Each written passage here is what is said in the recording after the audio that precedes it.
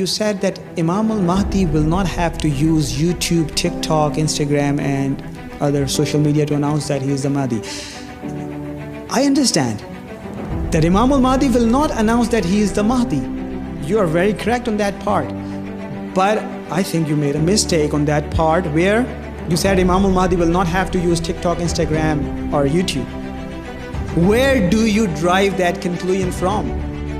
Just because that you think Allah subhanahu wa ta'ala will not give the highest technology, highest success, highest means of that time to Imam al-Mahdi?